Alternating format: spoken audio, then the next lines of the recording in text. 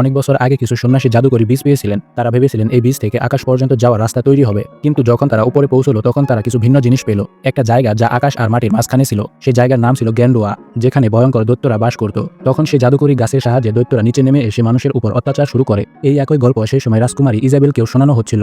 তার মা গল্পটা শুনিয়ে জিজ্ঞাসা করলেন, তুমি কি আবার ভয় পাচ্ছ নাকি সেই দুই মাথাওয়ালা দৈত্যকে দেখে, যে নাকি সব দৈত্যের রাজা? রাজকুমারী হাসিমুখে উত্তর দিল, না না, আমি ভয় পাই না। গল্পে বলা হলো সন্ন্যাসীরা দৈত্যদের হৃদয় গলিয়ে একটি মুকুট তৈরি করে এবং সেটি রাজা এরিকের মাথায় পরিয়ে দেয়। সেই মুকুটের শক্তিতে রাজা এরিক দৈত্যদের নিয়ন্ত্রণে নিয়ে আবার গেন্ডুয়াতে পাঠিয়ে দেয়। এরপর জাদুকরী গাছগুলো কেটে ফেলা হয় এবং শান্তি ফিরে আসে। সেই বিশেষ মুকুটটিও রাজা এরিকের সঙ্গে কবর দেওয়া হয়। আর এই গল্প এক সময় কেবল কাহিনীতে পরিণত হয়। যখন জ্যাকের বাবা তাকে ঘুম পাড়াতে যাচ্ছিলেন তখন জ্যাক জিজ্ঞেস করে, দৈত্যরা আবার ফিরে আসবে না তো? বাবা বলেন, যদি এসেও করে তবে রাজার বংশধরেরা তাদের রুখে দেবে। কিন্তু আসলেই তো দৈত্য বলে কিছুই নেই। অন্যদিকে রাজকুমারীর মা তাকে বলেন, তুমি কিন্তু রাজা এরিকের রক্তধারা। তারপর দেখানো হয় জ্যাকের বাবা ঘর থেকে বেরিয়ে গেলে জ্যাক আবার বই পড়তে লাগে। সেখানে লেখা ছিল, একদিন দৈত্যরা ফিরে আসবে, মানুষের সঙ্গে যুদ্ধ করবে আর এরিকের বংশধরকে মেরে ফেলবে।